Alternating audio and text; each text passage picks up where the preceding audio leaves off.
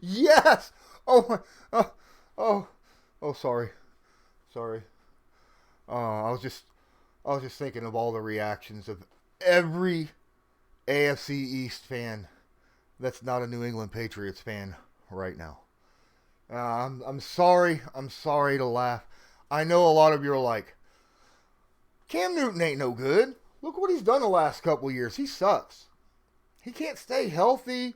He's not very accurate. Blah, blah. Get real. Get real.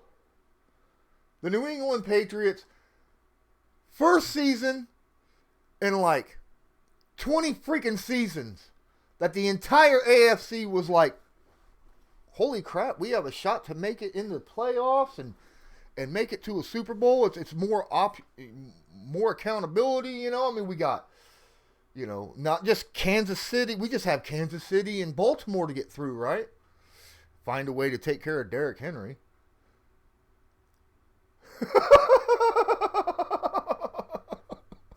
No, I'm sorry. I've been saying this for months, that if Cam Newton went to the New England Patriots, that it was going to be on. I mean, for real. And apparently for months, this has been in the making. Yes. Yeah. I'm a Colts fan. And yes, I think this sucks because this is just going to put New England back in the whole situation of being a possible powerhouse. And I'm going to explain it in a second. But yeah, okay. You're going to be, well, New England doesn't have any wide receivers. That wasn't the case. I'm telling you, that was not the case. I went through the film. Go check my film room on Tom Brady. He just was not effective in New England because of his age, because of the fact that he couldn't handle the hits anymore, because his arm was not as strong as it used to be. And when I say strong, I mean strong for the entire game. Able to put zip. He has to lob balls and lead players a lot more because, you know, he doesn't have the arm strength to be able to zip the football in there like he used to. Oh, Cam Newton doesn't have that problem. He's had to throw the football away and drop down and take sacks and throw the ball way early because pass rush would get to him. Cam Newton's not going to have that problem. He's going to be able to take off with the football and create extra time, you know, outside the pocket, extend the plays so that New England's receivers can get open. My goodness. Now, I had the Buffalo winning at least 11 games this season, and I still think they'll probably win the division, but it's going to be a lot closer than what I thought it was going to be now. I was just waiting on Cam Newton to show up in New England because, my goodness, everybody knows Josh McDaniels is a heck of an offensive coordinator. And now, Kraft and Bill Belichick just gave him something he hasn't had since he's been there. And that's a mobile quarterback, a big mobile quarterback that can get out of trouble. Tom Brady's never been able to do that, ever. And those of you who want to say, oh, well, Newton ain't no good. Do you realize that we can't go by the past 12 months of his career? I mean, he ended the 2018 season with a dislocated shoulder, and then in 2019, he played 2 games on a busted ankle that he had to have surgery for and go on IR, which is kind of funny also because it's the team that busted his ankle that signed him. Oh my goodness. How was Cam Newton looking in 2018 before he got his shoulder dislocated? I don't know. Let's look. 68% completion percentage. Cam Newton ain't very accurate. 68% completion percentage. Come on. Well, what about sacks? He takes sacks. 29 sacks in 14 games. He only had a 5.8 sack percentage in 2018. 5.8 sack percentage. Oh my goodness. He had an interception percentage of 2.8. Little bit high. But a 5.1 touchdown percentage. Pretty darn good. The only season that he did better than 5.1 on the touchdown percentage, was that season that he, I don't know, won the MVP back in 2015. 2018, he was having a comeback season. And now he's going to even play better because this is a incentive-laden one-year deal. This is that situation where Cam Newton's coming in and he's going to be like, I'm taking the starting spot. I'm going to outplay everybody. I'm going to make this passing offense look really, really good. You're still here? Awesome. Thanks so much for watching this video. If you enjoy it, please smash that like button and hit subscribe. That way, you're known when I come up with a new video here on YouTube. Don't forget to hit the notification bell. I plan on going live starting this Saturday, 5 p.m. Eastern Standard Time. Conversations, man. You want to know what we're going to have that conversations for? Right down here where it says Twitter. Type that into your web browser. Give me a follow. Everything that I talk about, anything that I am getting ready to post, any kind of video that I'm getting ready to stream or upload, you'll find out when I type that right out there on Twitter, man. Don't forget sportscaster.com. That's my actual job. That's where I work, right? I am Sportscaster NFL News. Me, Joe Nubo, Ray Rout, we discuss all sorts of stuff NFL news related every day. So don't forget, I appreciate you watching me here, but you can get a lot more information in these little links here. Don't forget, check out the description below, because at the very bottom of that description is where you can support my channel and help ensure that my content continues to be uploaded and broadcasted to you so that you know exactly what's going on in the NFL. Now let's get back to the video. Because can you imagine, Edelman and them are going to have extra time to find an open spaces in the defense secondary. Cam is a good quarterback. He is a top 10 quarterback when he's healthy. Like overall. Tom Brady was not a top 10 quarterback last season. Cam Newton's going to have the zip on the ball to get the ball to the players when they are open. He's not going to have to lead them open and throw early. Oh my. Jeez. This is just going to be a dangerous situation.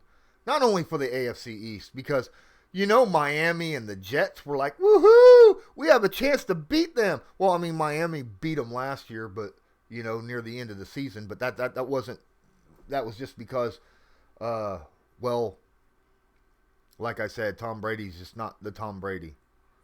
I've been saying that even in Tampa Bay, Tom Brady is going to have to play a very similar situation.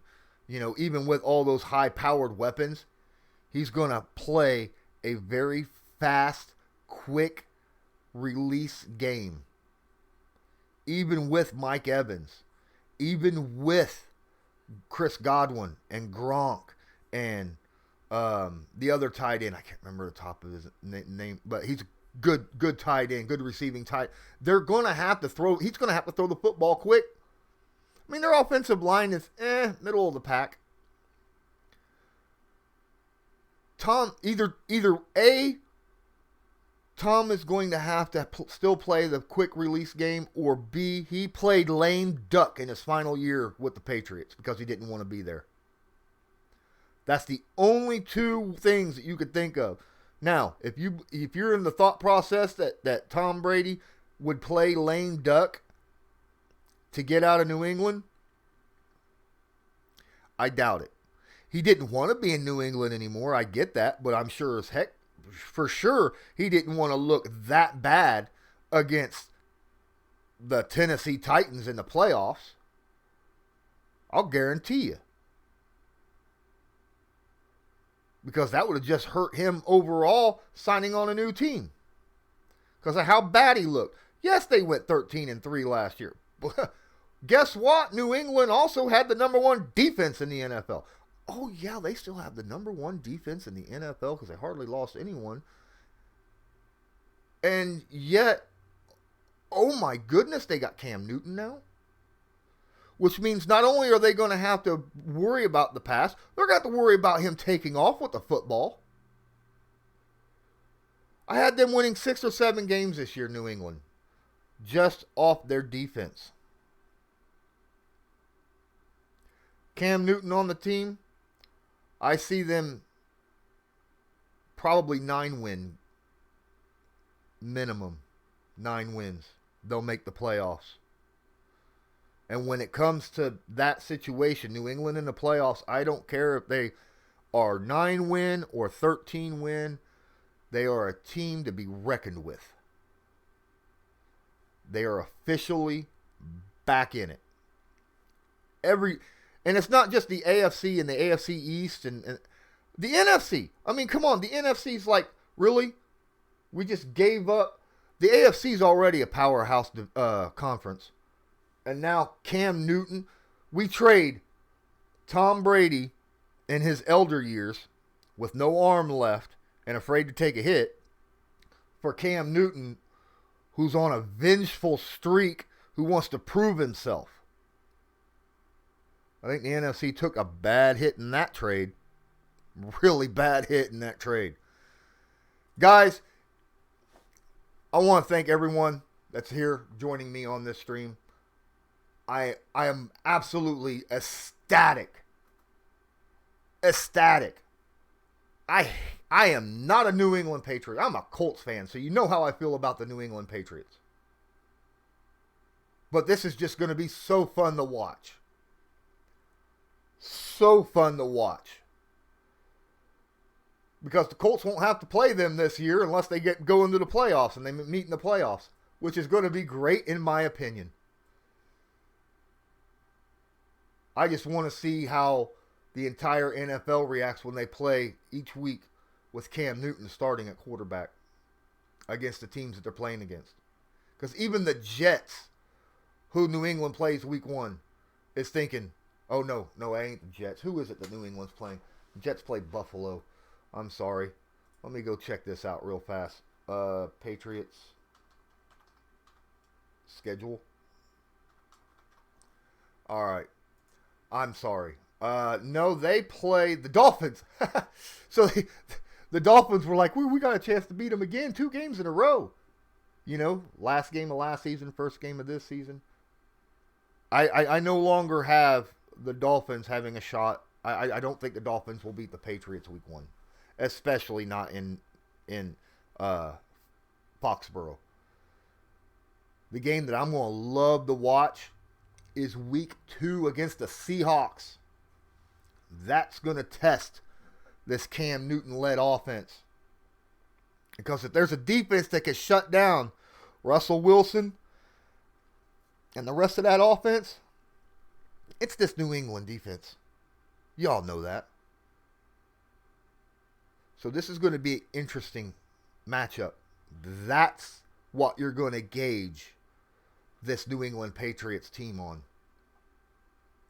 Going to gauge the New England Patriots against the Seattle Seahawks week 2. Because it's not like they don't play any tough teams this year. I mean, they play the Seahawks. They got the Chiefs. They got the Niners. They got the Broncos. Don't sleep on the Broncos, by the way. In my opinion, most improved offense in the NFL. I mean, they got the Bills, obviously, twice. They got the Ravens. The Cardinals, again, improved offense. Kyler Murray, yeah. The Texans, who I think is better this year. Yeah, I know a lot of people are going to hate me for this, but I think they're better this year without Hopkins than what they were last year with Hopkins. And it's not because they lost Hopkins. Obviously, they're better with Hopkins. That's stupid even to think. But it's going to, they have more weapons at wide receiver now, like level wide receivers. You got average to good all the way across the board. It's going to make Watson not sit there and focus on one wide receiver and throw to Hopkins all the time. He's going to actually have to have his head on a swivel and go through his progressions and find open receivers rather than stare down DeAndre Hopkins all the time. That's why I think the Texans are actually better this year than they were last year. Like I said, they play the Cardinals, they play the Rams, which I don't think the Rams are going to be very good this year. So yeah, they've got a tough schedule ahead. But that week 2 game against Seattle, man, that's going to be a fun game to watch. A fun game to watch. If you thought that what I gave you just now was informative, agree with me, disagree with me, whatever, say something down there in the comments. And until next time, I'm Lawrence Owen. Thanks for watching the stream, and have a good one.